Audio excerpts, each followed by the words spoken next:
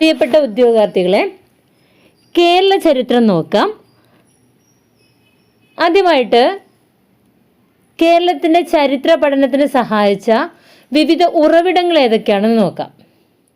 മലയാള കൃതിയായിട്ടുള്ള കേരളോൽപ്പത്തിയുടെ വിവിധ മാതൃകകളെയും കേരള മഹാത്മ്യം എന്ന സംസ്കൃത ഗ്രന്ഥത്തെയുമാണ് ആദ്യകാല കേരള ചരിത്രത്തിൻ്റെ പുനർനിർമ്മാണത്തിന് ഉപയോഗിച്ചിട്ടുണ്ടായിരുന്നത്. മലയാള കൃതിയായിട്ടുള്ള കേരളോൽപ്പത്തിയുടെ വിവിധ മാതൃകകളെയും കേരള മഹാത്മ്യം എന്ന സംസ്കൃത ഗ്രന്ഥത്തെയുമാണ് ആദ്യകാല കേരള ചരിത്രത്തിൻ്റെ പുനർനിർമ്മാണത്തിന് ആധാരമാക്കി എടുത്തിട്ടുണ്ടായിരുന്നത്. ഇതിൽ ഫസ്റ്റ് പരശുരാമ കഥ പറയുന്നുണ്ട്. ആധുനിക പൂർവ്വ കേരളത്തിന്റെ ചരിത്രം പഠിക്കുന്നതിന് ലഭ്യമായിട്ടുള്ള വിവിധ സ്രോതസ്സുകൾ ഏതൊക്കെയാണെന്ന് നോക്കാം. ഇരുമ്പ് യുഗത്തിലെയും ആദിമ ചരിത്ര കാലഘട്ടത്തിലെയും പുരാവശിഷ്ടങ്ങള്, റോമൻ ചേര കാലഘട്ടത്തിലെ നാണയങ്ങള്, ശിലാരേഖകള്, തമിഴ് വീരഗാഥകൾ പോലുള്ള സാഹിത്യപരമായ തെളിവുകള്, മൂഷക വംശകാവ്യം പോലുള്ള മറ്റ് സംസ്കൃത കൃതികള്, വായ്മൊഴി പാരമ്പര്യങ്ങൾ അടക്കമുള്ള മലയാള സാഹിത്യം, ഗ്രന്ഥവരികള്, ഗ്രീക്ക്, റോമൻ, ചൈനീസ്, അറബി, പോർച്ചുഗീസ് തുടങ്ങിയവരുടെ യാത്രാ വിവരണങ്ങള്, ഇതൊക്കെയാണ് വിവിധ സ്രോതസ്സുകൾ എന്ന് പറയുന്നത്. ഏതൊക്കെയാണ്?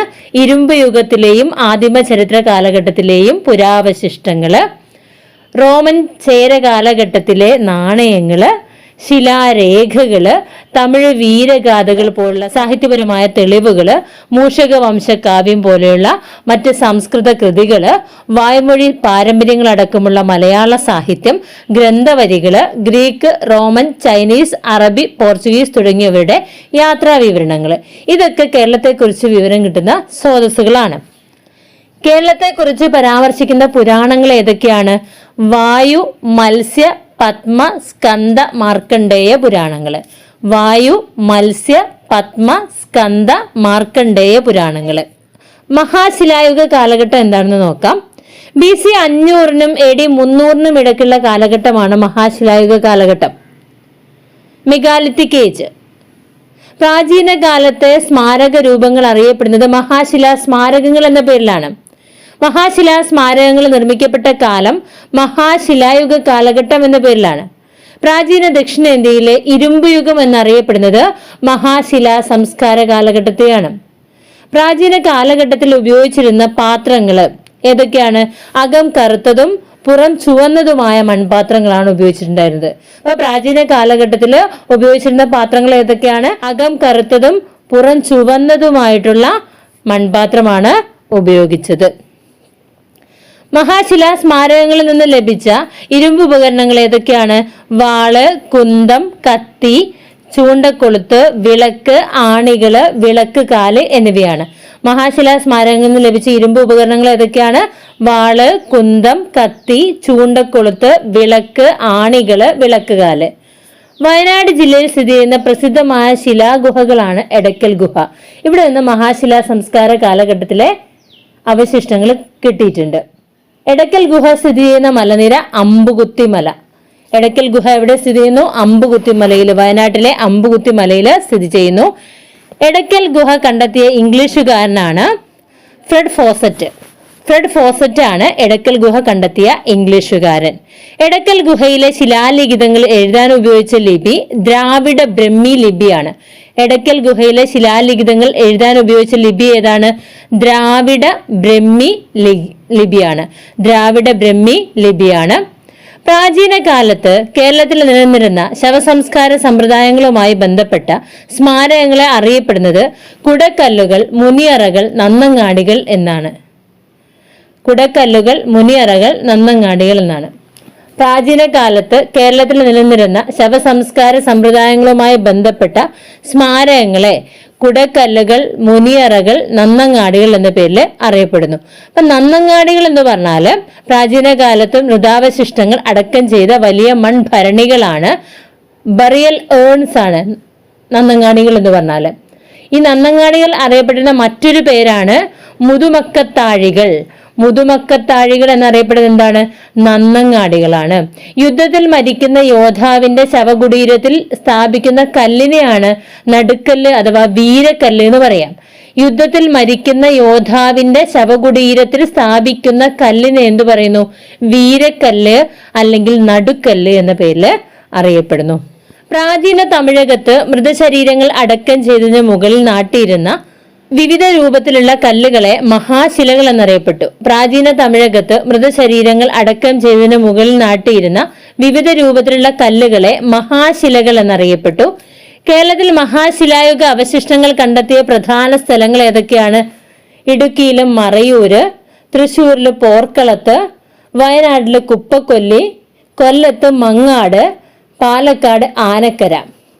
കേരളത്തിൽ മഹാശിലായുഗ അവശിഷ്ടങ്ങൾ കണ്ടെത്തിയത് ഇടുക്കിയിലും മറയൂര്, തൃശ്ശൂര് പോർക്കളം, വയനാട് കുപ്പക്കൊല്ലി, കൊല്ലത്ത് മങ്ങാട്, പാലക്കാട് ആനക്കര. മഹാശിലായുഗ സ്മാരകത്തിന്റെ ഭാഗമായ മുനിയറകൾ ധാരാളമായി കണ്ടെത്തിയ ഇടുക്കി ജില്ലയിലെ പ്രദേശമാണ് മറയൂര്.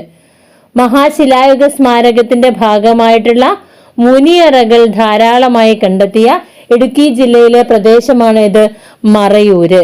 മഹാശിലായുഗ കാലത്തെ ശവക്കല്ലറകൾ കണ്ടെത്തിയ സ്ഥലങ്ങള് ചേരമങ്ങാട്, തൃശ്ശൂരിലെ ചേരമങ്ങാട്, കോട്ടയത്തെ കടനാട്, അഴീക്കോട്. അപ്പൊ മഹാശിലായുഗ കാലത്തെ ശവക്കല്ലറകൾ കണ്ടെത്തിയ സ്ഥലങ്ങൾ ഏതൊക്കെയാണ്?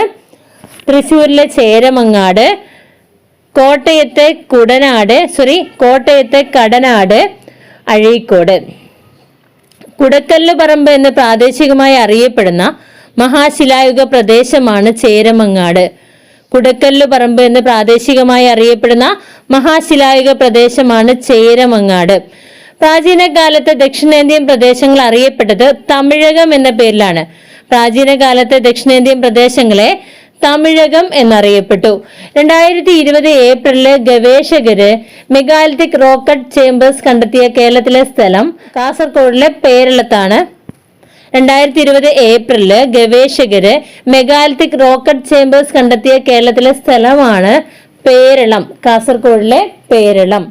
ഇനി നമുക്ക് കിട്ടിയിട്ടുള്ള പുരാതന ഗ്രന്ഥങ്ങൾ ഏതൊക്കെയാണെന്ന് നോക്കാം.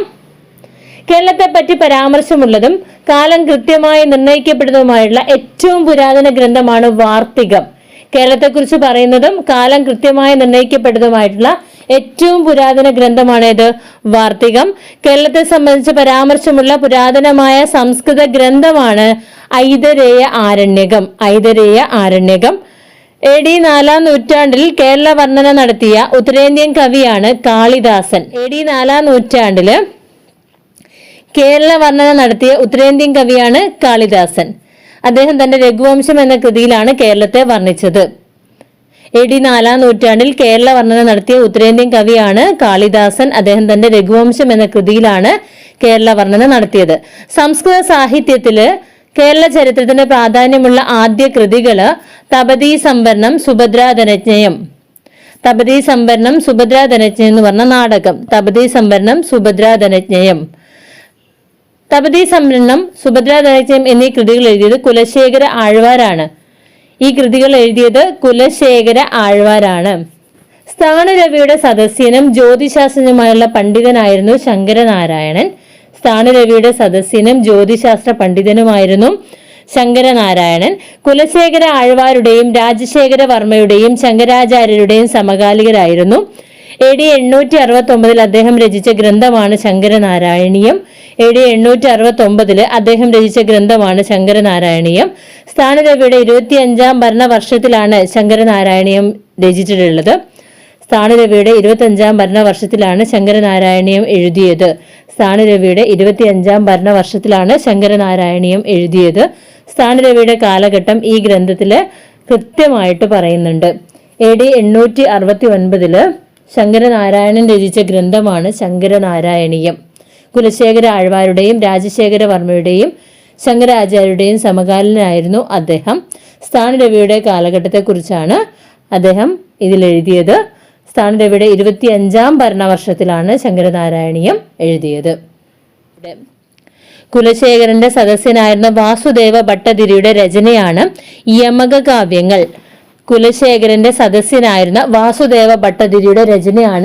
യമക കാവ്യങ്ങൾ. പ്രദ്യുമ്നാഭ്യുദയം എന്ന സംസ്കൃത നാടകത്തിന്റെ രചയിതാവ് രവിവർമ്മ കുലശേഖരൻ.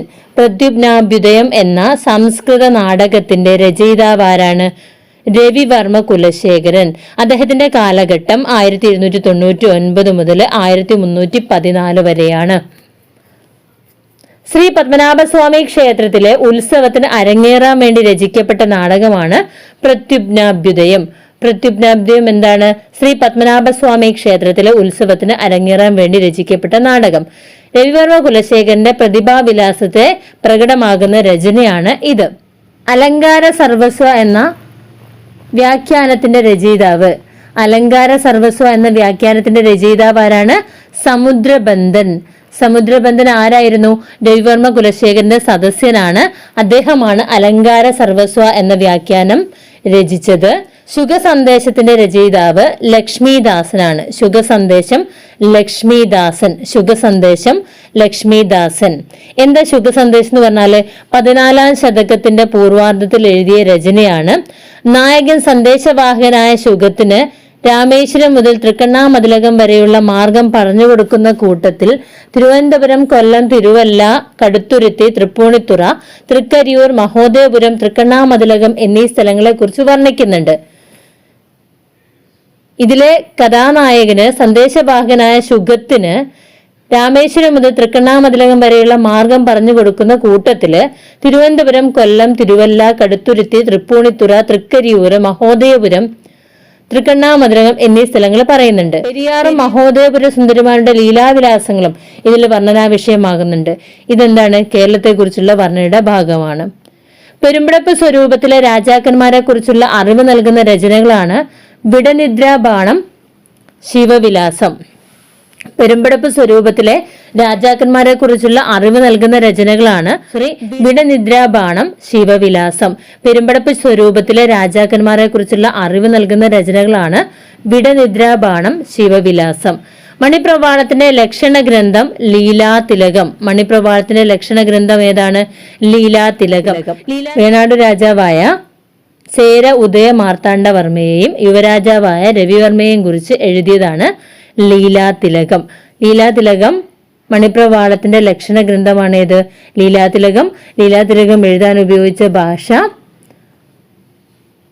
സംസ്കൃത ഭാഷയാണ്.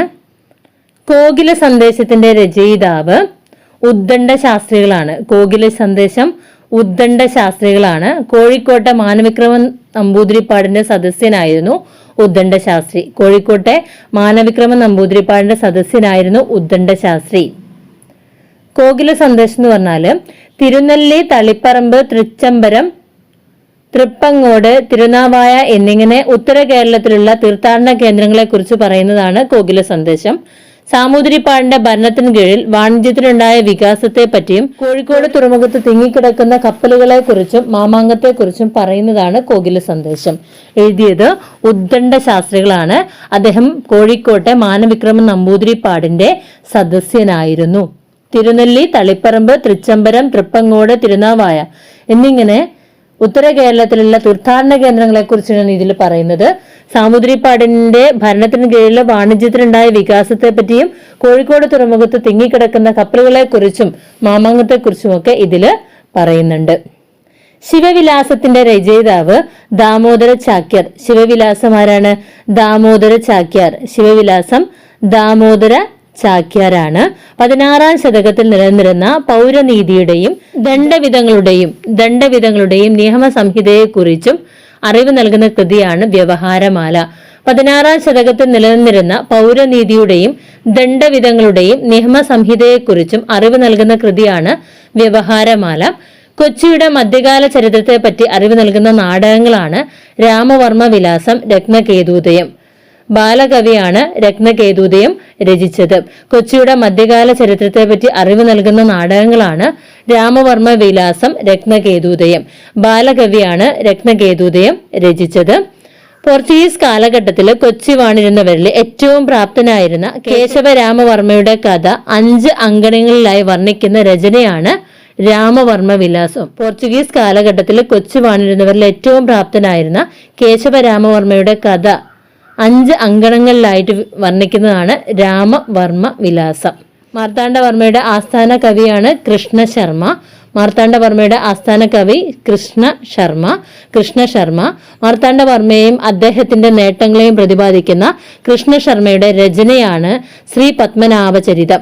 ശ്രീ പത്മനാഭചരിതം ആരാണ് എഴുതിയത്? കൃഷ്ണശർമ്മ എഴുതിയതാണ് ശ്രീ പത്മനാഭ ചരിതം. മയൂരദൂതിന്റെ രചയിതാവ് ഉദയനാണ്.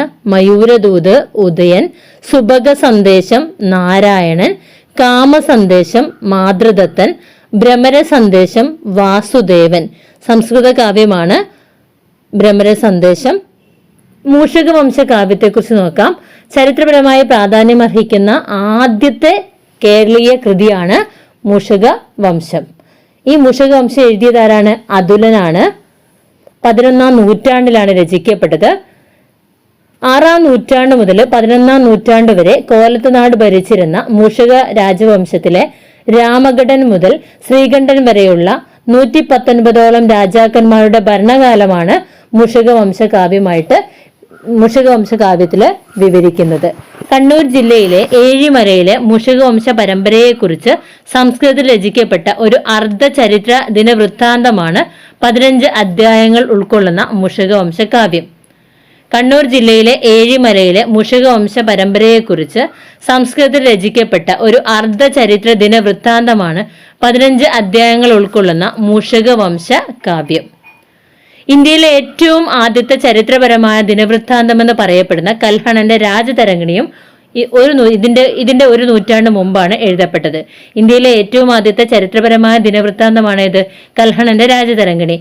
ഇതിന്റെ ഒരു നൂറ്റാണ്ട് മുമ്പാണ് രചിക്കപ്പെട്ടത്. അപ്പൊ കേരളത്തിലെയും ഇന്ത്യയിലെയും ആദ്യത്തെ രാജവംശാവലി ചരിത്രം മൂഷകവംശ കാവ്യമാണ്. കേരളത്തിലെയും ഇന്ത്യയിലെയും ആദ്യത്തെ രാജവംശാവലി ചരിത്രം ഏതാണ്? മൂഷകവംശ കാവ്യമാണ്. മൂഷകവംശ കാവ്യം രചിച്ചത് ആരാണ്? അതുലനാണ്. അതുലൻ ശ്രീകണ്ഠന്റെ കൊട്ടാരം കവിയായിരുന്നു.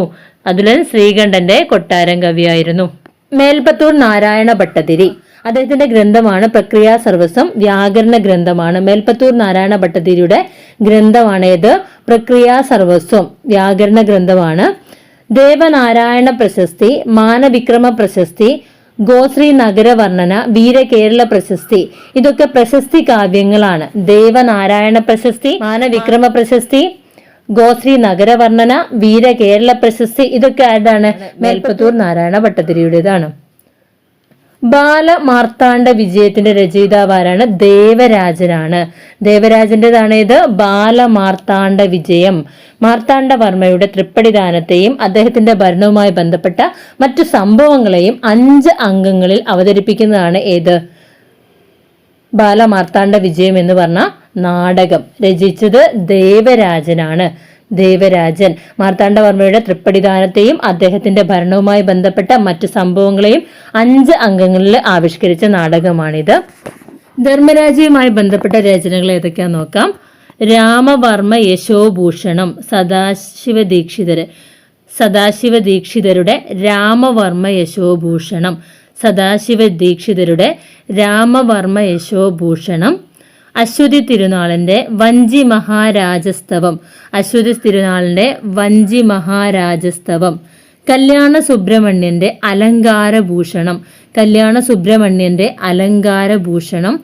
വെങ്കിട സുബ്രഹ്മണ്യന്റെ വസുലക്ഷ്മി കല്യാണം എന്ന നാടകം. പത്മനാഭ വിജയം സുബ്രഹ്മണ്യന്റേതാണ്. പത്മനാഭ വിജയം ഒരു അജ്ഞാത കവി എഴുതിയ ചാതക സന്ദേശം, ഇതും ധർമ്മരാജയുടെ കാലത്താണ്. അപ്പൊ ധർമ്മരാജയുടെ കാലത്തുണ്ടായ രചനകള്: 1 രാമവർമ്മ യശോഭൂഷണം, ആരാണ്? സദാശിവ ദീക്ഷിതർ. വഞ്ചി മഹാരാജസ്തവം, അശ്വതി തിരുനാൾ. അലങ്കാരഭൂഷണം, കല്യാണ സുബ്രഹ്മണ്യൻ. വസുലക്ഷ്മി കല്യാണം എന്ന നാടകം, വെങ്കിട സുബ്രഹ്മണ്യൻ. പത്മനാഭ വിജയം, സുബ്രഹ്മണ്യൻ. ചാതക സന്ദേശം, ഇതൊരു അജ്ഞാത കവി എഴുതിയതാണ്. തൃപ്പടിദാനവും തിരുവനന്തപുരത്തിന്റെ സുന്ദരമായ വർണ്ണനകളും ഉൾക്കൊള്ളുന്ന ബാലരാമഭരതം എന്ന നാട്യശാസ്ത്ര ഗ്രന്ഥം രചിച്ചത് ധർമ്മരാജാവാണ്. തൃപ്പടിദാനവും തിരുവനന്തപുരത്തിന്റെ സുന്ദരമായ വർണ്ണനകളും ഉൾക്കൊള്ളുന്ന ബാലരാമഭരതം എന്ന നാട്യശാസ്ത്ര ഗ്രന്ഥം രചിച്ചത് ധർമ്മരാജാവാണ്. 1790 ശേഷം ചാതക സന്ദേശകർത്താവ് ധർമ്മരാജാവിനെ പത്മനാഭപുരത്ത് ചെന്ന് കണ്ടതിൽ നിന്നും തിരുവിതാംകൂറിന്റെ തലസ്ഥാനം പത്മനാഭപുരത്ത് നിന്ന് തിരുവനന്തപുരത്തേക്ക് മാറ്റിയത് ധർമ്മരാജാവിന്റെ ഭരണാവസാനത്തോടു കൂടിയാണെന്ന് സൂചിപ്പിക്കുന്നുണ്ട്. അപ്പൊ 1790 ശേഷം ചാതക സന്ദേശകർത്താവ് ധർമ്മരാജാവിനെ പത്മനാഭപുരത്ത് നിന്ന് ചെന്ന് കണ്ടതിൽ നിന്നും തിരുവിതാംകൂറിന്റെ തലസ്ഥാനം പത്മനാഭപുരത്ത് നിന്ന് തിരുവനന്തപുരത്തേക്ക് മാറ്റിയത് ധർമ്മരാജാവിന്റെ ഭരണാവസാനത്തോടു കൂടിയാണ് എന്ന് സൂചിപ്പിക്കുന്നുണ്ട്.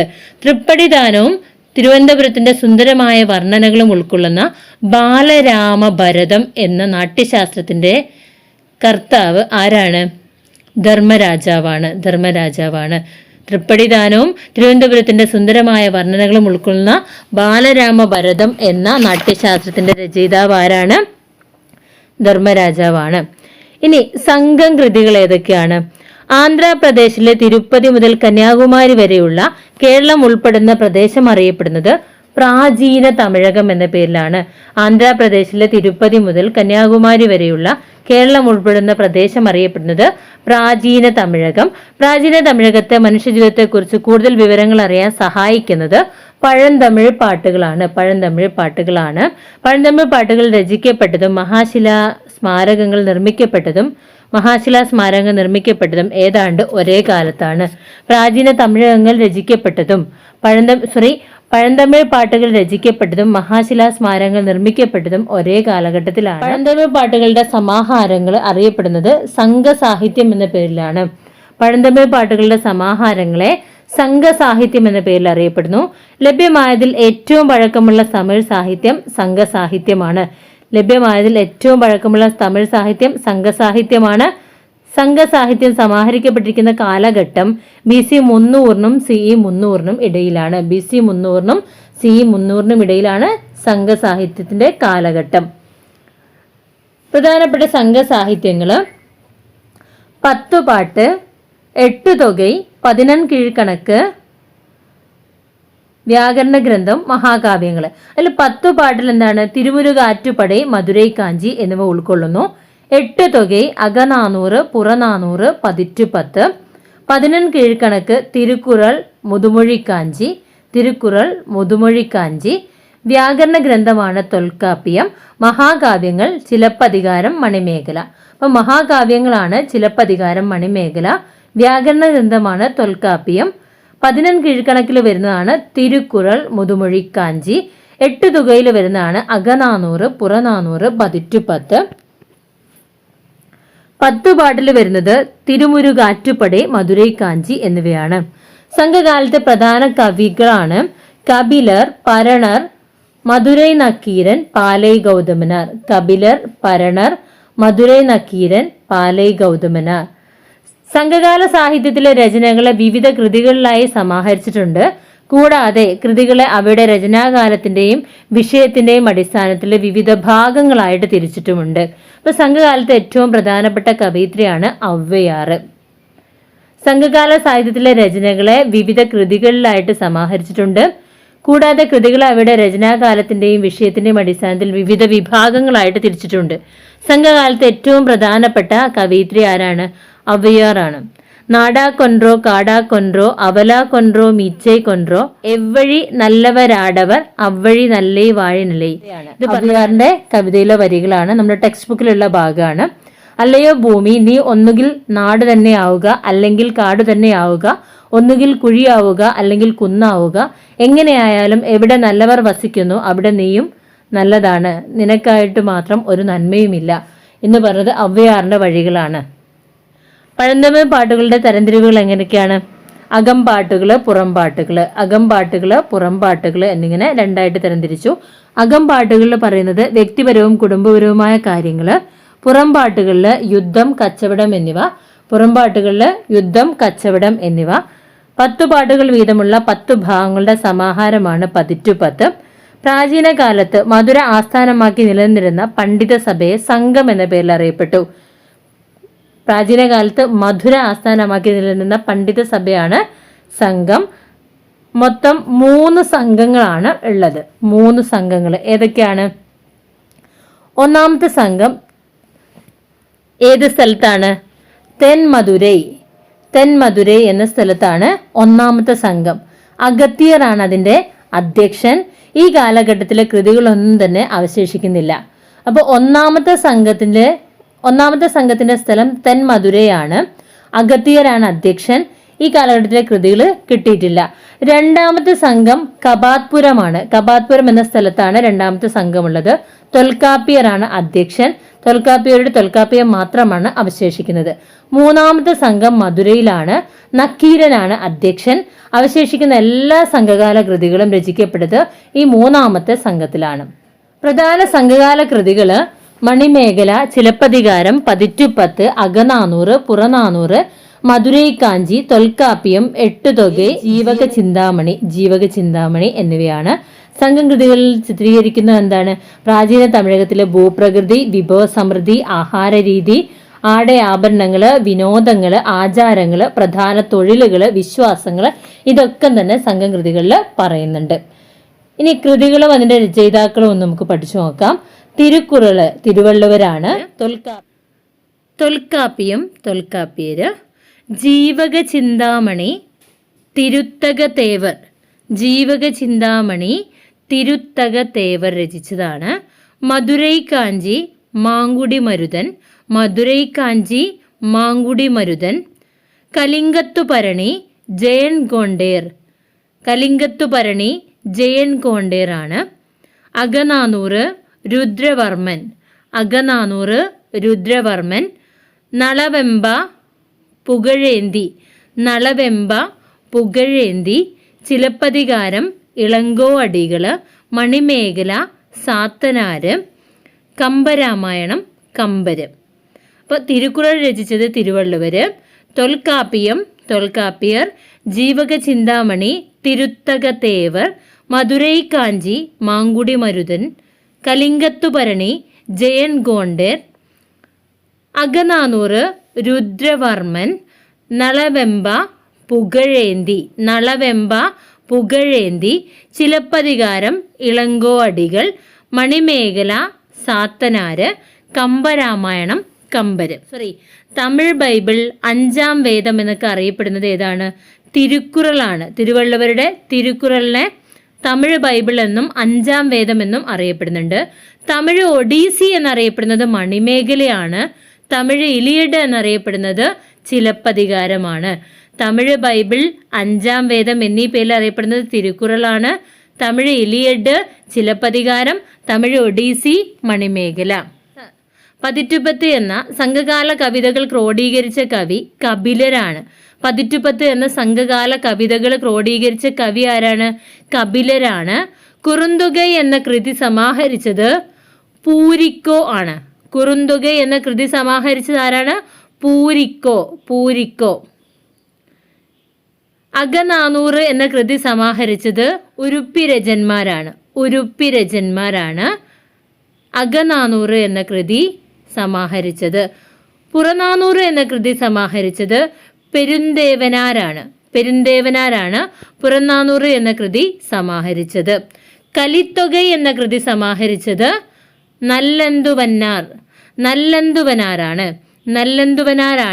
കലിത്തൊകൈ എന്ന കൃതി സമാഹരിച്ചത്. കൃതികള് സംഘകാല കൃതികളിൽ ഏറ്റവും പഴയത് തൊൽക്കാപ്പിയമാണ്. തമിഴ് വ്യാകരണത്തെക്കുറിച്ച് പ്രതിപാദിക്കുന്ന കൃതിയാണ് തൊൽക്കാപ്പിയം. ഏറ്റവും പഴയ കൃതിയാണ്. തമിഴ് വ്യാകരണത്തെക്കുറിച്ചാണ് പ്രതിപാദിക്കുന്നത്.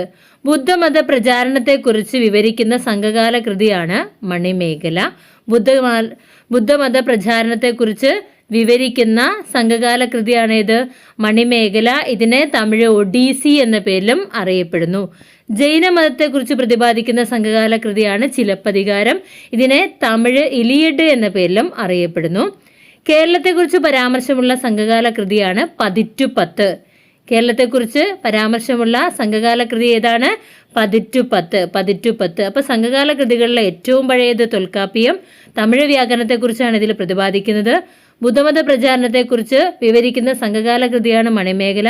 ഇതിനെ തമിഴ് ഒഡീസി എന്ന പേരിൽ അറിയപ്പെടുന്നു. ജൈനമതത്തെക്കുറിച്ച് പ്രതിപാദിക്കുന്ന സംഘകാല കൃതിയാണ് ചിലപ്പതികാരം.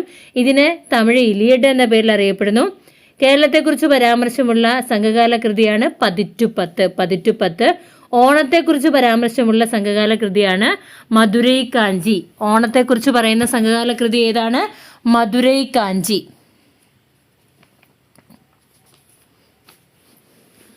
പതിറ്റുപ്പത്തിൽ സൂചിപ്പിച്ചിരുന്ന ആദ്യകാല ചേര മുഖ്യന്മാർ ആരൊക്കെയാണ്?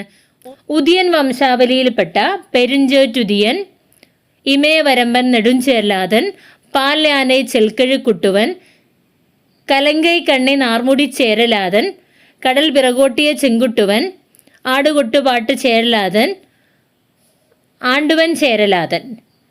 ഇവരൊക്കെ ഉദിയൻ വംശാവലിയിൽപ്പെട്ടവരാണ്. ഇവരെ പതിറ്റുപതിൽ പറയുന്നുണ്ട്. അതുപോലെ ഇരുമ്പുറൈ വംശാവലിയിൽപ്പെട്ട സെൽവക്കടുങ്കോ ആഴിയാതൻ, തകതൂർ എരിന്ത പെരുഞ്ചേരൽ ഇരുമ്പുറൈ, കുടക്കോ ഇളഞ്ചേരൽ ഇരുമ്പുറൈ. ജസ്റ്റ് ഒന്ന് പേര് കേട്ടാൽ മാത്രം മതി. അഗത്തിയർ രചിച്ചതെന്ന് കരുതപ്പെടുന്ന നഷ്ടപ്പെട്ടു പോയ വ്യാകരണ ഗ്രന്ഥമാണ് അഗത്തിയം. അഗത്തിയർ രചിച്ചതാണെന്ന് കരുതപ്പെടുന്ന വ്യാകരണ ഗ്രന്ഥമാണ് ഇത് അഗത്തിയം. ഇത് നഷ്ടപ്പെട്ടു പോയതാണ്. തമിഴകത്തെ ജൈന സന്യാസി എന്നറിയപ്പെടുന്നത് ഇളങ്കോ അടികളെയാണ്. തമിഴകത്തെ ജൈന സന്യാസി എന്നറിയപ്പെടുന്നത് ആരെയാണ്? ഇളങ്കോ അടികൾ. ഇളങ്കോ അടികളെ തമിഴകത്തെ ജൈന സന്യാസി എന്നറിയപ്പെടുന്നു. ഇളങ്കോ അടികൾ രചിച്ച ചിലപ്പതികാരത്തിൽ പരാമർശിക്കുന്ന ചേര രാജാവാണ് ചേരൻ ചെങ്കുട്ടുവൻ. ഇളങ്കോ അടികൾ രചിച്ച ചിലപ്പതികാരത്തിൽ പരാമർശിക്കുന്ന ചേര രാജാവ് ആരാണ്? ചേരൻ ചെങ്കുട്ടുവനാണ്. ചിലപ്പതികാരത്തിൽ പരാമർശിക്കുന്ന പാണ്ഡ്യ രാജാവ് നെടുഞ്ചേഴിയനാണ്. ചേര രാജാക്കന്മാരെയും അവരുടെ രാജധാനിയായ വഞ്ചിയെയും പരാമർശിക്കുന്ന സംഘകാലത്തിന് ശേഷമുള്ള കൃതിയാണ് മുത്തൊള്ളായിരം. ചേര രാജാക്കന്മാരെയും അവരുടെ രാജധാനിയായ വഞ്ചിയെയും പരാമർശിക്കുന്ന സംഘകാലത്തിന് ശേഷമുള്ള കൃതിയാണ് മുത്തൊള്ളായിരം. സംഘകാലത്തിന് ശേഷമുള്ള പ്രധാന തമിഴ് കൃതികൾ ഏതൊക്കെയാണ്? ഒന്ന് പെരുമാൾ തിരുമൊഴി കുലശേഖര ആഴ്വാരുടേതാണ്. പെരുമാൾ തിരുമൊഴി. തിരുവായ്മൊഴി നന്മാഴ്വരുടേതാണ്. തിരുവായ്മൊഴി ആരുടേതാണ്? നമ്മാഴ്വരുടെ. ശങ്കോപനാണ് എഴുതിയത്. ശങ്കോപൻ എന്ന പേരിൽ അറിയപ്പെടുന്നുണ്ട്. തിരുവായ്മൊഴി നന്മാഴ്വരുടേതാണ്. അദ്ദേഹത്തെ ശങ്കോപൻ എന്നും അറിയപ്പെടുന്നു. പെരിയ പുരാണം ചേക്കിഴാരാണ്. പെരിയ പുരാണം ചേക്കിഴാര്. തക്കയാഗപരണി ഒട്ടക്കുത്തൻ.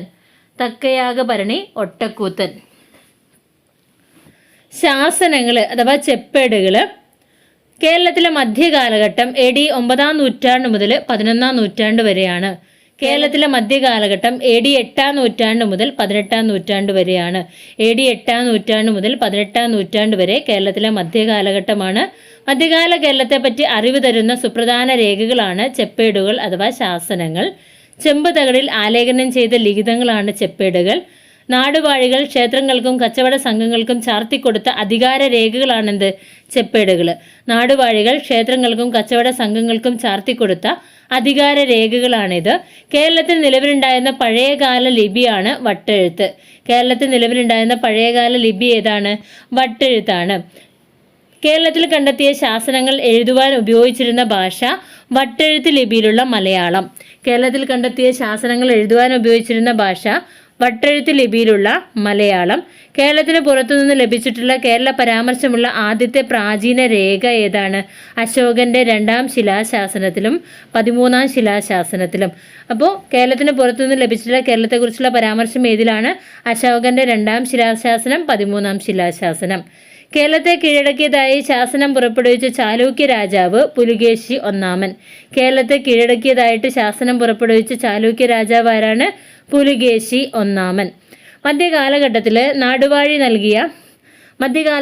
നാടുവാഴികൾ നൽകിയ അവകാശങ്ങളെക്കുറിച്ച് പ്രതിപാദിക്കുന്ന ശാസനങ്ങൾ പാലിയം ശാസനം, തിരുമണ്ണൂർ ശാസനം, തരിസാപ്പള്ളി ശാസനം, ജൂതശാസനം, മുച്ചുന്തിപ്പള്ളി ശാസനം.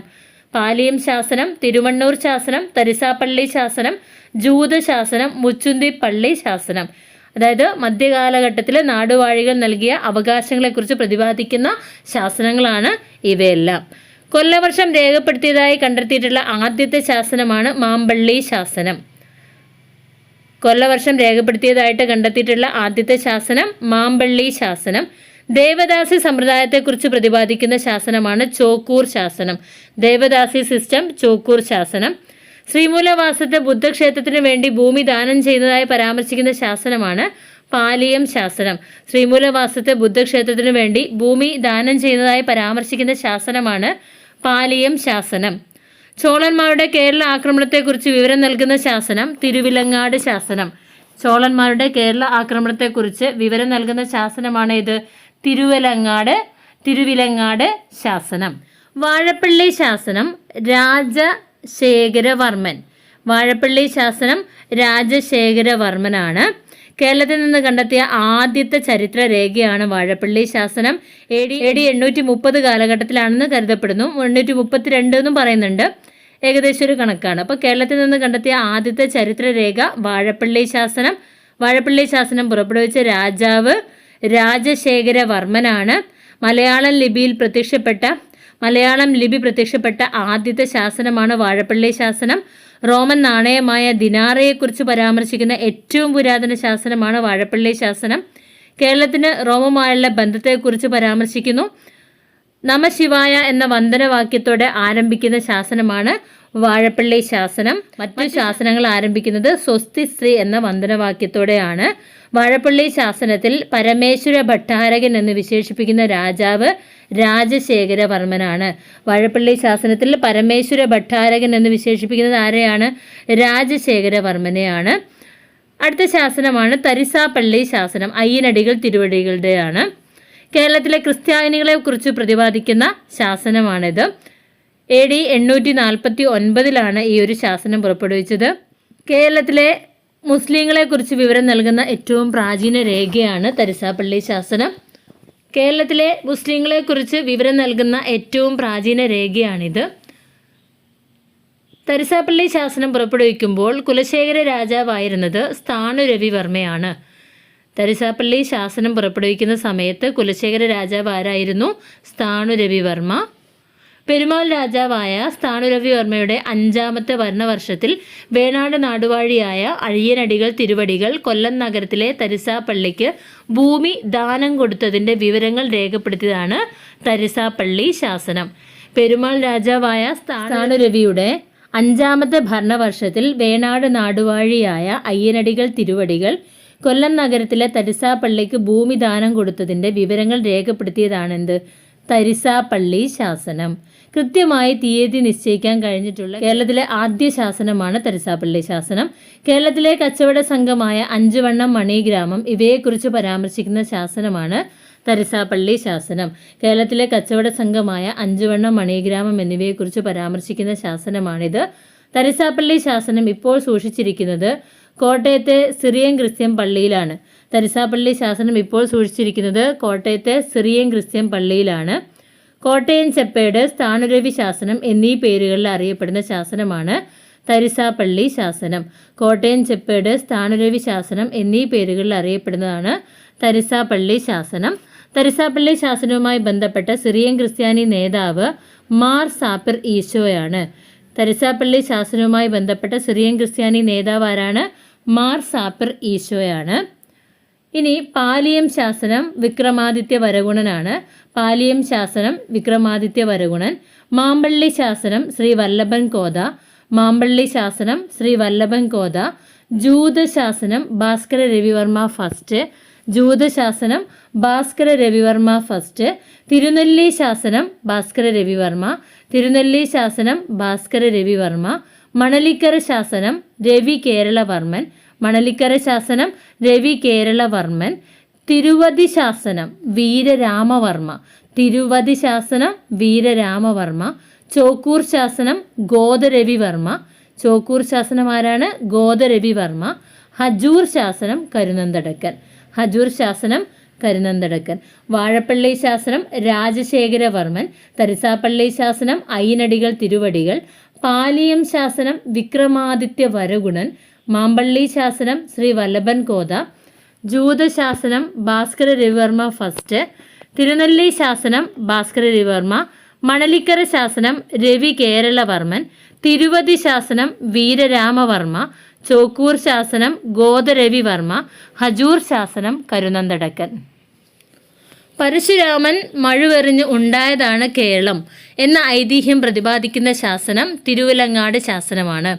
തിരുവിലങ്ങാട് ശാസനം പുറപ്പെടുവിച്ചത് രാജരാജ ചോളനാണ്.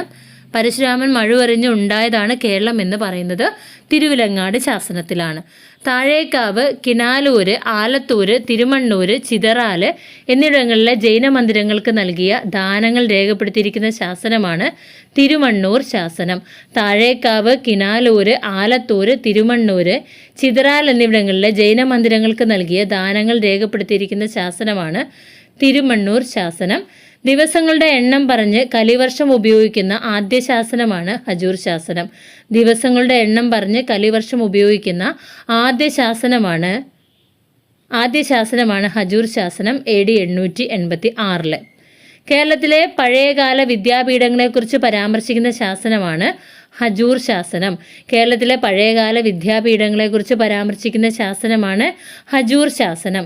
AD 1225 മഹോദയപുരത്ത് പെരുമ്പടപ്പ് സ്വരൂപത്തിലെ വീരരാഘവ ചക്രവർത്തി ക്രിസ്ത്യൻ വ്യാപാരികൾക്ക് ചില അവകാശങ്ങൾ അനുവദിച്ചു കൊടുത്തു പ്രതിപാദിക്കുന്ന ശാസനമാണ് സിറിയൻ ക്രിസ്ത്യൻ താമ്രശാസനം.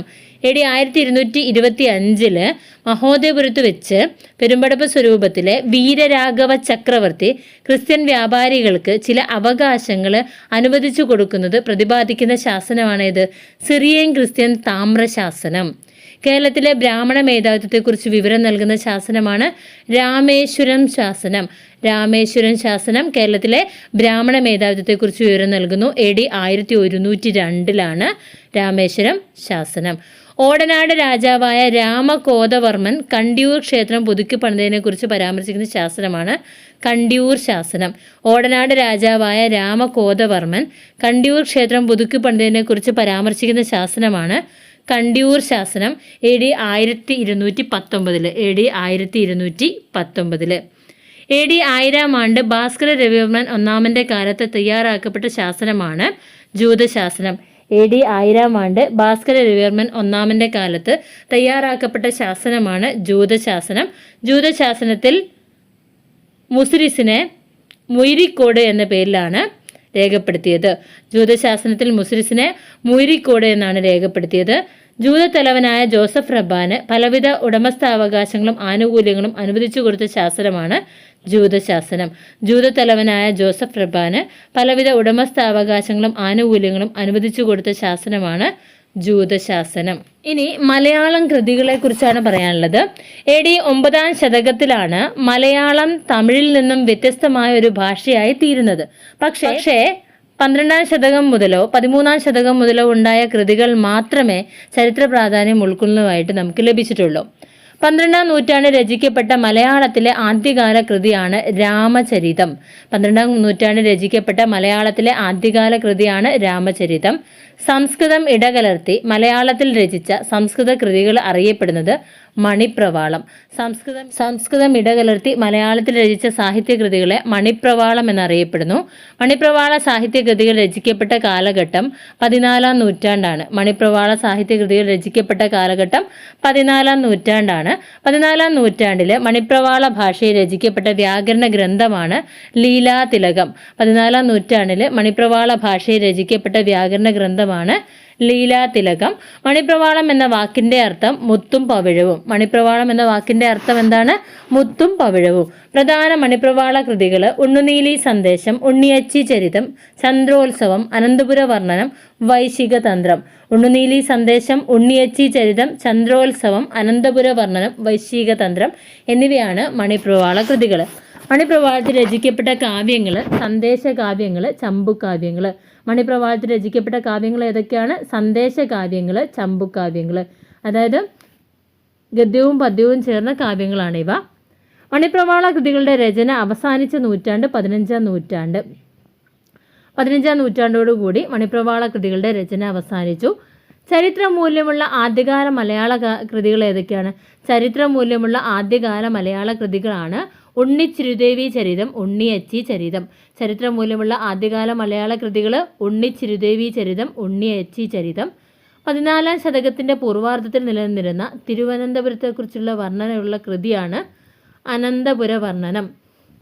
14-ാം ശതകത്തിൻ്റെ പൂർവാർദ്ധത്തിൽ നിലനിന്നിരുന്ന തിരുവനന്തപുരത്തെക്കുറിച്ച് വർണ്ണിക്കുന്ന കൃതിയാണ് അനന്തപുര വർണ്ണനം. 14-ാം നൂറ്റാണ്ടിൻ്റെ ഉത്തരാർദ്ധത്തിൽ രചിക്കപ്പെട്ട പ്രധാനപ്പെട്ട കൃതിയാണ് ഉണ്ണുനീലി സന്ദേശം. ഉണ്ണുനീലി സന്ദേശം 1350-നും 1365-നും ഇടയിൽ. വേണാട്, ഓടനാട്, തെക്കുംകൂറ്, വടക്കുംകൂറ് എന്നീ രാജ്യങ്ങളെക്കുറിച്ച് പരാമർശിക്കുന്നു ഏതിൽ? ഉണ്ണുനീലി സന്ദേശത്തിൽ. വേണാട്, ഓടനാട്, തെക്കുംകൂറ്, വടക്കുംകൂറ് എന്നീ പ്രദേശങ്ങളെക്കുറിച്ച് ഇതിൽ വർണ്ണിക്കുന്നു. വേണാട്ട് രാജാവായ ഇരവിവർമ്മയും ആദിത്യവർമ്മ സർവാംഗനാഥനും യുദ്ധത്തിലും സമാധാനത്തിലും കൈവരിച്ച നേട്ടങ്ങളെക്കുറിച്ച് ഇതിൽ പറയുന്നു. തിരുവനന്തപുരം മുതൽ കടുത്തുരുത്തി വരെയുള്ള ദേശങ്ങളുടെ രാഷ്ട്രീയ ഭൂമിശാസ്ത്രം ഇതിൽ വിവരിക്കുന്നുണ്ട്. പെരുമ്പടപ്പ് സ്വരൂപത്തിൻ്റെ ആദ്യകാല ചരിത്രവും പെരുമ്പടപ്പും ഓടനാടും തമ്മിലുള്ള ബന്ധത്തെയും കുറിച്ച് പ്രതിപാദിക്കുന്ന 14-ാം ശതകത്തിൻ്റെ അവസാനത്തിൽ രചിക്കപ്പെട്ട കൃതിയാണേത്? ഉണ്ണിയാടി ചരിതം. ഉണ്ണിയാടി ചരിതം. പെരുമ്പടപ്പ് സ്വരൂപത്തിൻ്റെ ആദ്യകാല ചരിത്രവും പെരുമ്പടപ്പും ഓടനാടും തമ്മിലുള്ള ബന്ധത്തെക്കുറിച്ചും പ്രതിപാദിക്കുന്ന 14-ാം ശതകത്തിൻ്റെ അവസാനത്തിൽ രചിച്ച കൃതിയാണ് ഉണ്ണിയാടി ചരിതം. ഒന്നാം ചേര സാമ്രാജ്യത്തിൻ്റെ രാജധാനിയായിരുന്നു വഞ്ചിമുത്തൂർ എന്ന് തിരിച്ചറിയാൻ സഹായിച്ച കൃതിയാണ് കോക സന്ദേശം. ഒന്നാം ചേര സാമ്രാജ്യത്തിൻ്റെ രാജധാനിയായിരുന്നു വഞ്ചിമുത്തൂർ എന്ന് തിരിച്ചറിയാൻ സഹായിച്ച കൃതിയാണ് കോക സന്ദേശം. തൃശ്ശൂർ ജില്ലയിലെ ചിറ്റിലപ്പള്ളിയെക്കുറിച്ചും 16-ാം ശതകത്തിലെ കേരളീയ ജീവിതത്തിൻ്റെ സാമൂഹികവും സാംസ്കാരികവുമായ പ്രതിച്ഛായയെക്കുറിച്ചും വിവരിക്കുന്ന കൃതിയാണ് ചന്ദ്രോത്സവം. തൃശ്ശൂർ ജില്ലയിലെ ചിറ്റിലപ്പള്ളിയെക്കുറിച്ചും 16-ാം ശതകത്തിലെ കേരളീയ ജീവിതത്തിൻ്റെ സാമൂഹികവും സാംസ്കാരികവുമായ പ്രതിച്ഛായയെക്കുറിച്ചും വിവരിക്കുന്ന കൃതിയാണ് ചന്ദ്രോത്സവം. ചന്ദ്രോത്സവം. ചെറുശ്ശേരിയുടെ കൃഷ്ണഗാഥ രചിക്കപ്പെട്ടത് 15-ാം നൂറ്റാണ്ടിലാണ്.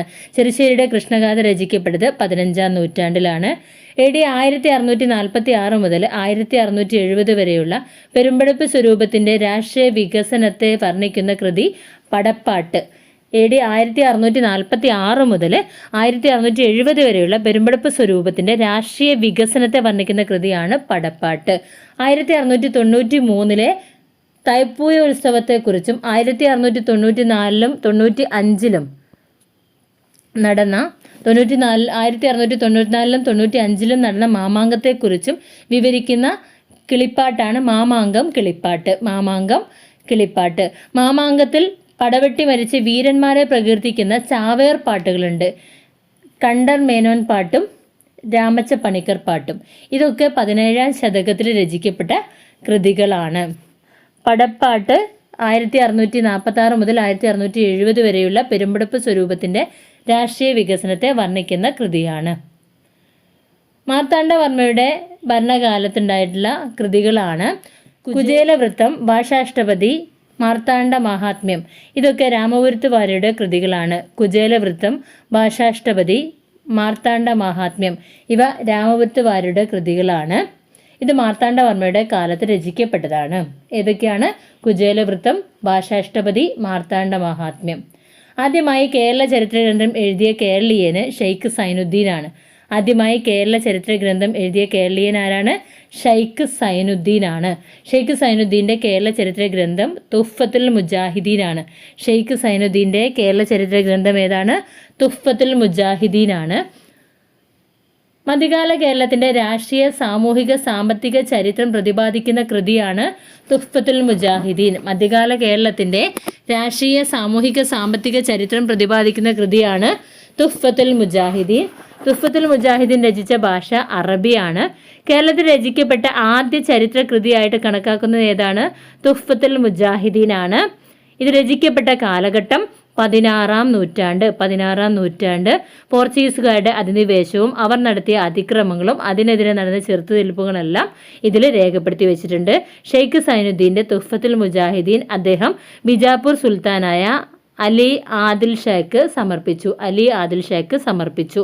അപ്പോൾ മധ്യകാല കേരളത്തിൻ്റെ രാഷ്ട്രീയ, സാമൂഹിക, സാമ്പത്തിക ചരിത്രം പ്രതിപാദിക്കുന്ന കൃതിയാണേത്? തുഹ്ഫത്തുൽ മുജാഹിദീൻ. ഷെയ്ഖ് സൈനുദ്ദീനാണ് അത് രചിച്ചത്. 16-ാം നൂറ്റാണ്ടിലാണ്. അത് രചിച്ച ഭാഷ അറബിയാണ്. ഇതിനെ ആദ്യത്തെ ചരിത്രകൃതിയായിട്ട് കണക്കാക്കപ്പെടുന്നു. പോർച്ചുഗീസുകാരുടെ അധിനിവേശവും അവർ നടത്തിയ അതിക്രമങ്ങളും അതിനെതിരെ നടന്ന ചെറുത്തുനിൽപ്പുമാണ് ഇതിൽ പ്രതിപാദിക്കുന്നത്. ഷെയ്ഖ് സൈനുദ്ദീൻ്റെ തുഹ്ഫത്തുൽ മുജാഹിദീൻ അദ്ദേഹം ബിജാപ്പൂർ സുൽത്താനായ അലി ആദിൽ ഷായ്ക്ക് സമർപ്പിച്ചു. പാറേമാക്കൽ തോമാ കത്തനാർ രചിച്ച കൃതിയാണ് വർത്തമാന പുസ്തകം. പാറേമാക്കൽ തോമാ കത്തനാരുടെ പുസ്തകമാണ് വർത്തമാന പുസ്തകം. പൂന്താനം നമ്പൂതിരി ജ്ഞാനപ്പാന രചിച്ച കാലഘട്ടം 17-ാം നൂറ്റാണ്ട്. പൂന്താനം നമ്പൂതിരി ജ്ഞാനപ്പാന രചിച്ച കാലഘട്ടം 17-ാം നൂറ്റാണ്ട്. മധ്യകാലഘട്ടത്തിലെ ഭക്തി സാഹിത്യ കൃതികൾ 17-ാം നൂറ്റാണ്ടിൽ പൂന്താനം നമ്പൂതിരി രചിച്ച ജ്ഞാനപ്പാന, ശ്രീകൃഷ്ണ കർണാമൃതം, തുഞ്ചത്ത് രാമാനുജൻ എഴുത്തച്ഛൻ്റെ അധ്യാത്മരാമായണം കിളിപ്പാട്ട്, മഹാഭാരതം കിളിപ്പാട്ട്, ഇതൊക്കെ മധ്യകാലഘട്ടത്തിലെ ഭക്തി സാഹിത്യ കൃതികളാണ്. ജ്ഞാനപ്പാന, ശ്രീകൃഷ്ണ കർണാമൃതം, തുഞ്ചത്ത് രാമാനുജൻ എഴുത്തച്ഛൻ്റെ അധ്യാത്മരാമായണം കിളിപ്പാട്ട്, മഹാഭാരതം കിളിപ്പാട്ട്, ഇതെല്ലാം മധ്യകാലഘട്ടത്തിലെ ഭക്തി സാഹിത്യ കൃതികളാണ്. 18-ാം നൂറ്റാണ്ടിൽ മലയാള ഭാഷയുടെയും സാഹിത്യത്തിൻ്റെയും വളർച്ചയിൽ പ്രധാന പങ്കുവഹിച്ചവരാണ് കുഞ്ചൻ നമ്പ്യാരുടെ തുള്ളൽ പാട്ടുകളും രാമപുരത്തുകാരുടെ കുചേലവൃത്തം വഞ്ചിപ്പാട്ടും വാമൊഴിപ്പാട്ടുകളും 18-ാം നൂറ്റാണ്ടിൽ മലയാള ഭാഷയുടെയും സാഹിത്യത്തിൻ്റെയും വളർച്ചയിൽ വളരെയധികം പങ്കുവഹിച്ചു. കുഞ്ചൻ നമ്പ്യാരുടെ തുള്ളൽ പാട്ടുകളും രാമപുരത്തുകാരുടെ കുചേലവൃത്തം വഞ്ചിപ്പാട്ടും വാമൊഴിപ്പാട്ടുകളും 18-ാം നൂറ്റാണ്ടിൽ മലയാള ഭാഷയുടെയും സാഹിത്യത്തിൻ്റെയും വളർച്ചയിൽ വളരെയധികം പങ്കുവഹിച്ചു. 18-ാം നൂറ്റാണ്ടിൽ രചിക്കപ്പെട്ട പുത്തൻപാന എന്ന കൃതിയുടെ കർത്താവ് ആർണോസ് പാതിരിയാണ്. പുത്തൻപാന രചിച്ചത് ആർണോസ് പാതിരി. മലയാളത്തിലെ വ്യാമിശ്ര കൃതികൾ എന്നറിയപ്പെടുന്നത് ഏതൊക്കെയാണ്? പുരാണങ്ങൾ, വീരഗാഥകൾ, ഗ്രന്ഥവരികൾ.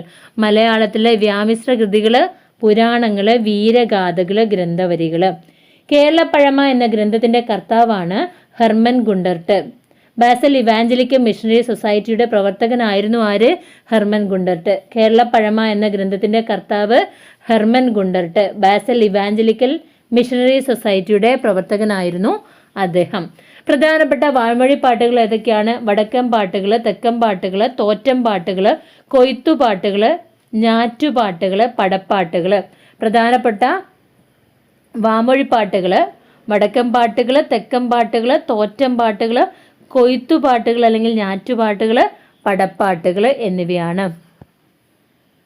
പ്രധാനപ്പെട്ട വടക്കൻ പാട്ടുകൾ ഏതൊക്കെയാണ്? പോർ വീരന്മാരെ പ്രകീർത്തിക്കുന്ന പാട്ടുകൾ, തച്ചോളി ഒതനെ പുകഴ്ത്തുന്ന തച്ചോളിപ്പാട്ട്, ആരോമൽ ചേകവരെ പുകഴ്ത്തുന്ന പുത്തൂരം പാട്ട്, ഇതൊക്കെ വടക്കൻ പാട്ടുകളാണ്. ഇനി തെക്കൻ പാട്ടുകളിൽ ഏതൊക്കെ വരും? ഇരവിക്കുട്ടിപ്പിള്ള പോരുപാട്ട്, പുതുവാദപ്പാട്ട്, പഞ്ചവങ്കാട്ട് നീലിപ്പാട്ട്, വലിയ തമ്പി കുഞ്ഞുതമ്പി കഥ, ദിവാൻ വെറ്റി. ഇരവിക്കുട്ടിപ്പിള്ള പോരുപാട്ട്, പുതുവാദപ്പാട്ട്, പഞ്ചവങ്ക നീലിപ്പാട്ട്, വലിയ തമ്പി കുഞ്ഞുതമ്പി കഥ, ദിവാൻ വെറ്റി.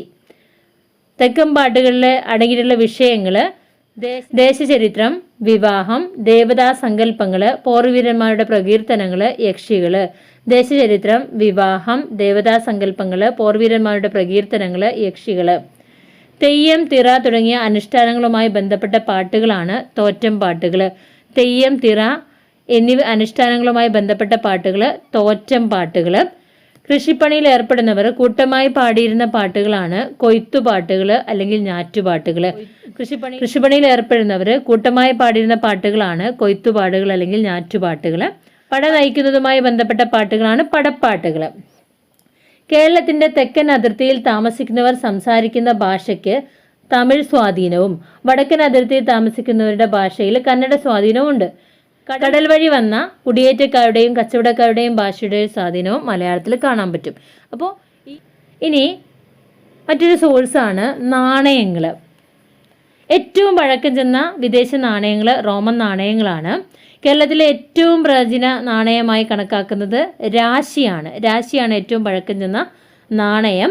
കൊച്ചിയിൽ പ്രചാരത്തിലുണ്ടായിരുന്ന ഏറ്റവും പഴക്കം ചെന്ന നാണയമാണ് കാലിയമേനി. ചോളന്മാർ ഉപയോഗിച്ചിരുന്ന സ്വർണ്ണ നാണയങ്ങൾ ആനയച്ചാണ്. ഏതൊക്കെയാണ്? ആനയച്ച്. മധുര സുൽത്താന്മാരുടെ നാണയം തുളുക്കാശ്. ഏതാണ്? തുളുക്കാശ്. ഉണ്ണിയാടി ചരിതം എന്ന കാവ്യകൃതിയിൽ പരാമർശിക്കുന്ന നാണയം തുളുക്കാശ്. മലബാർ പ്രദേശത്ത് പ്രചാരത്തിലുണ്ടായിരുന്ന പഴയ നാണയമാണ് മാഹിക്കാശ്. 9-ാം നൂറ്റാണ്ട് മുതൽ 13-ാം നൂറ്റാണ്ട് വരെ കേരളത്തിൽ പ്രചാരത്തിലുണ്ടായിരുന്ന നാണയങ്ങളാണ് പൊന്ന്, അച്ച്, പണം, കാശ്, അഴകച്ച്, തിരമം. പൊന്ന്, അച്ച്, പണം, കാശ്, അഴകച്ച്, തിരമം എന്നിവ 9-ാം നൂറ്റാണ്ട് മുതൽ 13-ാം നൂറ്റാണ്ട് വരെ കേരളത്തിൽ പ്രചരിച്ച നാണയങ്ങളാണ്. സ്വാതന്ത്ര്യം ലഭിക്കുന്ന സമയത്ത് നാണയം ഇറക്കാൻ അധികാരമുണ്ടായിരുന്ന ഏക നാട്ടുരാജ്യമാണ് തിരുവിതാംകൂർ. സ്വാതന്ത്ര്യം ലഭിക്കുന്ന സമയത്ത് നാണയം ഇറക്കാൻ അധികാരമുണ്ടായിരുന്ന ഏക നാട്ടുരാജ്യം തിരുവിതാംകൂർ ആണ്. തിരുവിതാംകൂർ രാജാക്കന്മാരുടെ സ്വർണ്ണ നാണയങ്ങൾ അറിയപ്പെട്ടത് അനന്തവരായൻ പണം. തിരുവിതാംകൂർ രാജാക്കന്മാരുടെ സ്വർണ്ണ നാണയങ്ങളെ അനന്തവരായൻ പണം എന്ന പേരിൽ അറിയപ്പെട്ടു. കൊച്ചി സാമൂതിരിമാരുടെ നാണയം വീരരായൻ പുതിയ പണം. സാമൂതിരിമാരുടെ നാണയം എന്താണ്? വീരരായൻ പുതിയ പണം. കൊച്ചി രാജാക്കന്മാരുടെ നാണയങ്ങൾ പുത്തൻ. മൈസൂർ സുൽത്താൻമാരുടെ ഭരണകാലത്ത് നിലനിന്ന നാണയങ്ങളാണ്. മൈസൂർ സുൽത്താൻമാരുടെ ഭരണകാലത്ത് നിലനിന്നിരുന്ന നാണയങ്ങളാണ് ഇതൊക്കെ. ആനക്കാശ്, സുൽത്താൻ കാശ്. മൈസൂർ സുൽത്താൻമാരുടെ കാലത്തുള്ള നാണയങ്ങൾ ആനക്കാശ്, സുൽത്താൻ കാശ്. വിദേശ നാണയങ്ങൾ ഏതൊക്കെയാണ്? പ്രാചീന കാലത്ത് കേരളത്തിൽ പ്രചരിച്ചിരുന്ന സിലോൺ നാണയങ്ങളാണ് ഈഴക്കാശ്. കേരളത്തിൽ പ്രചാരത്തിലുണ്ടായിരുന്ന സ്പാനിഷ് നാണയങ്ങളാണ് റിയർ ഒരു സ്പാനിഷ് നാണയമാണ്. കേരളത്തിൽ നിന്ന് കണ്ടെടുത്ത പ്രാചീന റോമൻ നാണയങ്ങളാണ് ദിനാരിയസ് റോമൻ നാണയങ്ങൾ. കേരളത്തിൽ പ്രചാരത്തിലുണ്ടായിരുന്ന വെനീഷ്യൻ നാണയമാണ് സെക്വിൻ. വൈദേശിക വിവരണങ്ങളെക്കുറിച്ച് നോക്കാം. പ്രാചീന കേരളത്തിൻ്റെ രൂപരേഖ കണ്ടുപിടിക്കാൻ സഹായകമാവുന്ന ഭൂമിശാസ്ത്രകാരന്മാരാണ് പ്ലിനിയും ടോളമിയും. പ്രാചീന കേരളത്തിൻ്റെ രൂപരേഖ കണ്ടുപിടിക്കാൻ സഹായിക്കുന്ന ഭൂമിശാസ്ത്രന്മാരാണ് പ്ലിനിയും ടോളമിയും. ഗ്രീക്ക് വിവരണങ്ങൾ ഏതൊക്കെയാണ്? പ്രാചീന കേരളത്തെ പ്രതിപാദിക്കുന്ന ടോളമിയുടെ പ്രധാന കൃതിയാണ് ചെങ്കടലിലൂടെയുള്ള ഭൂപര്യടനം. പ്രാചീന കേരളത്തെ പ്രതിപാദിക്കുന്ന ടോളമിയുടെ പ്രധാന കൃതി ചെങ്കടലിലൂടെയുള്ള ഭൂപര്യടനം. കേരളത്തിലെ ക്രിസ്ത്യാനികളെക്കുറിച്ചും കൊല്ലത്തെക്കുറിച്ചും പ്രതിപാദിക്കുന്ന ഭാരതീയ ക്രിസ്തുമത വിവരണങ്ങൾ എന്ന കൃതി രചിച്ചത്. കേരളത്തിലെ ക്രിസ്തുമതത്തെക്കുറിച്ചും കൊല്ലത്തെക്കുറിച്ചും പ്രതിപാദിക്കുന്ന ഭാരതീയ ക്രിസ്തുമത വിവരണം എന്ന ഗ്രന്ഥം രചിച്ചത് കോസ്മോസ് ഇൻഡിഗോ പ്ലേസ്തുസ്. കേരളത്തിലെ ക്രിസ്തുമതത്തെക്കുറിച്ചും കൊല്ലത്തെക്കുറിച്ചും പ്രതിപാദിക്കുന്ന ഭാരതീയ ക്രിസ്തുമത വിവരണങ്ങൾ എന്ന ഗ്രന്ഥം രചിച്ചത് കോസ്മോസ് ഇൻഡിഗോ പ്ലേസ്തുസ്. ചൈനീസ് വിവരണങ്ങൾ ഏതൊക്കെയാണ്? കേരളത്തിലെ കായംകുളം, ഏഴിമല, കോഴിക്കോട് എന്നീ സ്ഥലങ്ങളെക്കുറിച്ചുള്ള ദൃക്സാക്ഷി വിവരങ്ങൾ രേഖപ്പെടുത്തിയ ഗ്രന്ഥമാണ് താവോ ഇ ചിലി. വാങ് ത്വയാൻ രചിച്ച താവോ ഇ ചിലി 1225 AD ഈ ഒരു കൃതിയുടെ രചന നടന്നിട്ടുള്ളത്. 1225 AD ഈ ഒരു കൃതി രചിക്കപ്പെട്ടത്. 15-ാം ശതകത്തിലെ കൊച്ചിയെയും കോഴിക്കോടിനെയും കുറിച്ച് വിവരങ്ങൾ നൽകുന്ന കൃതിയാണ് ഇൻ ഷായ് ഷെൻ ലു. ആരാണ്? മാഹുവാൻ്റെതാണ്. 15-ാം ശതകത്തിലെ കൊച്ചിയെയും കോഴിക്കോടിനെയും കുറിച്ച് വർണ്ണിക്കുന്ന കൃതിയാണ് ആരുടേത്? മാഹുവാൻ്റെതാണ്. ഇൻ ഷായ് ഷെൻ ലു എന്നാണ് അതിൻ്റെ പേര്. കൊച്ചിയെക്കുറിച്ചുള്ള വിവരങ്ങൾ നൽകുന്ന ആദ്യ വിദേശ ലേഖകനാണ് ആര്? മാഹുവാൻ. കൊച്ചിയെക്കുറിച്ച് വിവരങ്ങൾ നൽകുന്ന ആദ്യത്തെ വിദേശ ലേഖകനാണ് മാഹുവാൻ. ഇനി അറബി വിവരണങ്ങൾ നോക്കാം. കേരളത്തെക്കുറിച്ച് ആദ്യമായിട്ട് വിവരം നൽകുന്ന അറബി പ്രമുഖൻ ആരാണ്? സുലൈമാനാണ്. അദ്ദേഹം കൊല്ലത്തെ ഒരു പ്രധാന തുറമുഖമായിട്ട് പറയുന്നുണ്ട്. കേരളത്തെക്കുറിച്ച് ആദ്യമായിട്ട് വിവരം നൽകിയ അറബി പ്രമുഖൻ ആരാണ്? സുലൈമാൻ. അദ്ദേഹം കൊല്ലത്തെ ഒരു പ്രധാന തുറമുഖമായിട്ട് പറയുന്നുണ്ട്. മലബാർ തീരത്തെക്കുറിച്ചും ബഹട്ടനിൽ അഥവാ വളപട്ടണത്തിൽ നിന്ന് സരൻദ്വീപിലേക്ക് സരൻദ്വീപ് എന്ന് പറഞ്ഞാൽ സിലോണാണ്. സിലോണിലേക്ക് അരി കയറ്റുമതി ചെയ്തതിനെ കുറിച്ചും പരാമർശിക്കുന്ന അറബ് ലേഖകനാണ് ഇബിൻ ഖുർദാദ്ബി. എന്താ പറഞ്ഞത്? മലബാർ തീരത്തെക്കുറിച്ചും ബഹട്ടനിൽ നിന്നും, ബഹട്ടൻ എന്ന് പറഞ്ഞാൽ വളപട്ടണമാണ്, വളപട്ടണത്തിൽ നിന്നും സരൻദ്വീപിലേക്ക് സിലോണിലേക്ക് അരി കയറ്റുമതി ചെയ്തതിനെ കുറിച്ചും പരാമർശിക്കുന്നു ഇബിൻ ഖുർദാദ്ബി.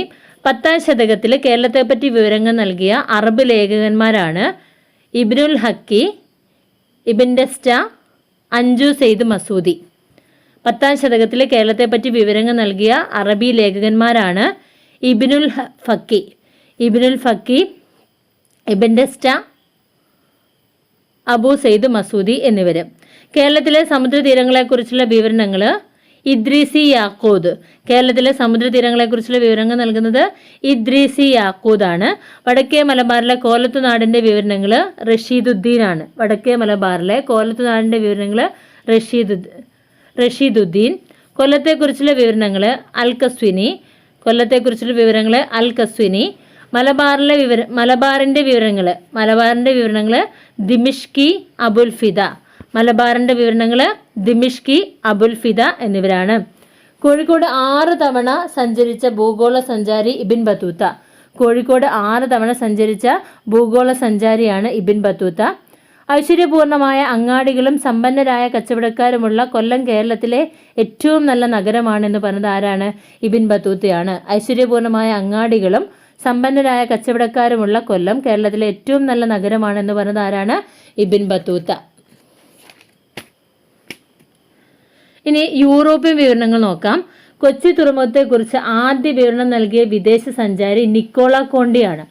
കൊച്ചി തുറമുഖത്തെക്കുറിച്ച് ആദ്യ വിവരണം നൽകിയ വിദേശ സഞ്ചാരി ആരാണ്? Nikola Conti.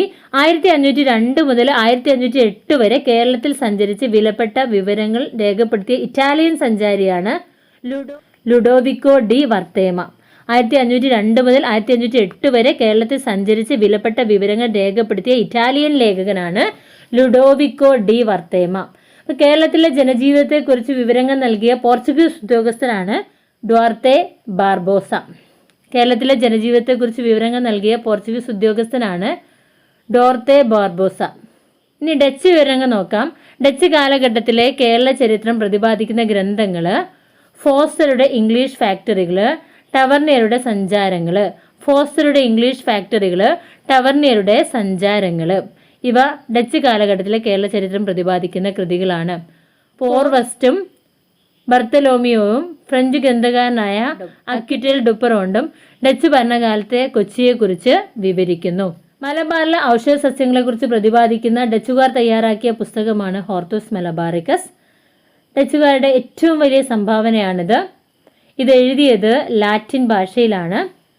കേരള ആരാമം എന്നറിയപ്പെടുന്ന ഗ്രന്ഥമാണ് ഹോർത്തൂസ് മലബാറിക്കസ്. ഹോർത്തൂസ് മലബാറിക്കസ് പ്രസിദ്ധീകരിച്ച കാലം 1678 1703 ഇടയിലുള്ളതാണ്. 1678 1703 ഇടയിലാണ് ഹോർത്തൂസ് മലബാറിക്കസ് പ്രസിദ്ധീകരിച്ചത്. ഹോർത്തൂസ് മലബാറിക്കസ് പ്രസിദ്ധീകരിച്ച സ്ഥലം ആംസ്റ്റർഡാം ആണ്. 1678 1703 ഇടയ്ക്ക് 12 വാല്യങ്ങളായിട്ടാണ് ഹോർത്തൂസ് മലബാറിക്കസ് പ്രസിദ്ധീകരിച്ചത്. ഹോർത്തൂസ് മലബാറിക്കസിൽ പ്രതിപാദിച്ചിരിക്കുന്ന ആദ്യ വൃക്ഷം തെങ്ങാണ്. അവസാന വൃക്ഷം ആലാണ്. മലയാള ലിപി അച്ചടിച്ച ആദ്യ ഗ്രന്ഥം ഏതാണ്? ഹോർത്തൂസ് മലബാറിക്കസ് ആണ്. മലയാള ലിപി അച്ചടിച്ച ആദ്യ ഗ്രന്ഥം ഹോർത്തൂസ് മലബാറിക്കസ്. മലയാളത്തിൽ അച്ചടിച്ച ആദ്യ വാക്ക് തെങ്ങാണ്. ഹോർത്തൂസ് മലബാറിക്കസിന്റെ മലയാളം പതിപ്പ് പ്രസിദ്ധീകരണത്തിന് നേതൃത്വം നൽകിയവർ കേരള സർവകലാശാലയാണ്. ഹോർത്തൂസ് മലബാറിക്കസിന്റെ മലയാളം പതിപ്പ് പ്രസിദ്ധീകരണത്തിന് നേതൃത്വം നൽകിയത് കേരള സർവകലാശാല. ഹോർത്തൂസ് മലബാറിക്കസിന്റെ മലയാളം പതിപ്പ് പ്രസിദ്ധീകരണത്തിന് നേതൃത്വം നൽകിയത് കേരള സർവകലാശാല. ഹോർത്തൂസ് മലബാറിക്കസ് മലയാളത്തിലേക്ക് വിവർത്തനം ചെയ്തത് KS മണിലാലാണ്. KS മണിലാൽ. ഹോർത്തൂസ് മലബാറിക്കസിന്റെ രചനയിൽ സഹായിച്ച മലയാളി വൈദ്യൻ ഇട്ടി അച്യുതൻ സ്മാരകമായ കുരിയാള സ്ഥിതി ചെയ്യുന്ന സ്ഥലം കടക്കരപ്പള്ളി, ആലപ്പുഴ. ഇട്ടി അച്യുതൻ സ്മാരകമായ കുരിയാള എവിടെയുള്ളത്? കടക്കരപ്പള്ളി, ആലപ്പുഴ. ഹോർത്തൂസ് മലബാറിക്കസിന്റെ രചനയെ സഹായിച്ച ഗൗഡ സാരസ്വത ബ്രാഹ്മണർ. 3 ബ്രാഹ്മണരുണ്ട്: രംഗഭട്ട്, അപ്പുഭട്ട്, വിനായക ഭട്ട്. ഹോർത്തൂസ് മലബാറിക്കസിന്റെ രചനയെ സഹായിച്ച കാർമൽ പുരോഹിതനാണ് ഫാദർ മാത്യൂസ്. ഹോർത്തൂസ് മലബാറിക്കസിലെ ചിത്രങ്ങൾ വരച്ചത് ജോൺ മാത്യൂസ് ആണ്. ഹോർത്തൂസ് മലബാറിക്കസിന്റെ രചനയിൽ സഹായിച്ച പരിഭാഷകനാണ് ഇമാനുവൽ കർണൈറോ. ഹോർത്തൂസ് മലബാറിക്കസിന്റെ രചനയിൽ സഹായിച്ച പരിഭാഷകൻ ഇമ്മാനുവൽ കർണൈറോ. ഇനി ബ്രിട്ടീഷ് വിവരണങ്ങൾ നോക്കാം. സാമൂതിരിപ്പാടും ഇംഗ്ലീഷ് ഈസ്റ്റ് ഇന്ത്യ കമ്പനിയും തമ്മിൽ 1725 മുതൽ 1751 വരെ നടന്ന ഇടപാടുകളുടെ രേഖയാണ് തലശ്ശേരിയിലെ കൂടിയാലോചനകൾ, ടെലിച്ചെറി കൺസൾട്ടേഷൻസ് എന്ന് പറഞ്ഞത്. സാമൂതിരിപ്പാടും ഇംഗ്ലീഷ് ഈസ്റ്റ് ഇന്ത്യ കമ്പനിയും തമ്മിൽ 1725 മുതൽ 1751 വരെ നടന്ന ഇടപാടുകളുടെ രേഖയാണ് തലശ്ശേരിയിലെ കൂടിയാലോചനകൾ. 19ാം നൂറ്റാണ്ടിലെ കൊച്ചിയുടെയും തിരുവിതാംകൂറിന്റെയും ചരിത്രം ലഭിക്കുന്ന ബ്രിട്ടീഷ് രചനകളാണ് പെരുമാക്കന്മാരുടെ രാജ്യം, the land of the Perumals. എഴുതിയത് ഫ്രാൻസിസ് ഡേ ആണ്. പെരുമാക്കന്മാരുടെ രാജ്യം ആരുടേതാണ്? Francis day. 19ാം നൂറ്റാണ്ടിലെ കൊച്ചിയുടെയും തിരുവിതാംകൂറിന്റെയും ചരിത്രം ലഭിക്കുന്ന ബ്രിട്ടീഷ് രചനകളാണ്. ലാൻഡ് ഓഫ് ചാരിറ്റി അഥവാ ധർമ്മരാജ്യം ആരുടേതാണ്? സാമുവൽ മെറ്റനിയർ ആണ്. സാമുവൽ മെറ്റൻറിയാണ് ധർമ്മരാജ്യം അഥവാ ലാൻഡ് ഓഫ് ചാരിറ്റി എന്ന കൃതി. തിരുവിതാംകൂറിലെ തദ്ദേശ ജീവിതം native life in Travancore. Native life in Travancore ഇത് മറ്റൊരു കൃതിയാണ്. ഇനി മലബാറിൻ്റെ ചരിത്രം, അതിൻ്റെ രചയിതാവ് ആരാണ്? ഡിയോഗോ ഗോൺസാൽവിസ. അർത്തുങ്കൽ എന്ന സ്ഥലത്ത് താമസിച്ചുകൊണ്ട് കേരളത്തിൽ മിഷനറി പ്രവർത്തനം നടത്തിപ്പോന്ന സൊസൈറ്റി ഓഫ് ജീസസിൽപ്പെട്ട വ്യക്തിയാണ് ഡിയോഗോ ഗോൺസാൽവിസ എന്ന വ്യക്തി. ഉദയംപേരൂർ സുനഹദോസിൻ്റെ വിവരണം ഇതിൽ നൽകുന്നുണ്ട്. മലബാറിൻ്റെ ചരിത്രം എന്ന ഗ്രന്ഥം ആരുടേതാണ്? ഡിയോഗോ ഗോൺസാൽവിസ. അർത്തുങ്കൽ എന്ന സ്ഥലത്ത് താമസിച്ചുകൊണ്ട് കേരളത്തിൽ മിഷനറി പ്രവർത്തനം നടത്തിപ്പോന്ന സൊസൈറ്റി ഓഫ് ജീസസിൽപ്പെട്ട വ്യക്തിയാണിത്. ഉദയംപേരൂർ സുനഹദോസിൻ്റെ വിവരണം ഇതിൽ നൽകുന്നു. ഏത് വർഷമാണ് ഉദയംപേരൂർ സുനഹദോസ്? 1599. കേരളത്തിലെ കോട്ടകളെ കുറിച്ച് നോക്കാം. ഇന്ത്യയിൽ യൂറോപ്യന്മാർ നിർമ്മിച്ച ആദ്യത്തെ കോട്ടയാണ് പള്ളിപ്പുറം കോട്ട. പള്ളിപ്പുറം കോട്ട 1503 നിർമ്മിക്കപ്പെട്ടത്. ഇന്ത്യയിലെ യൂറോപ്യന്മാർ നിർമ്മിച്ച ഏറ്റവും ആദ്യത്തെ കോട്ടയാണ് പള്ളിപ്പുറം കോട്ട. പോർച്ചുഗീസുകാർ നിർമ്മിച്ചതാണ്. പള്ളിപ്പുറം കോട്ട എവിടെയാണ്? എറണാകുളത്താണ്. ഇതിൻ്റെ മറ്റു പേരുകൾ എന്തൊക്കെയാണ്? ആയിക്കോട്ട, അഴീക്കോട്ട, മാനുവൽ കോട്ട. ആയിക്കോട്ട, അഴീക്കോട്ട, മാനുവൽ കോട്ട. ഈ കോട്ടകൾ നിർമ്മിച്ച ഏത് കാലഘട്ടത്തിൽ എന്ന് ചോദിച്ചാൽ 1503 എറണാകുളത്താണ്.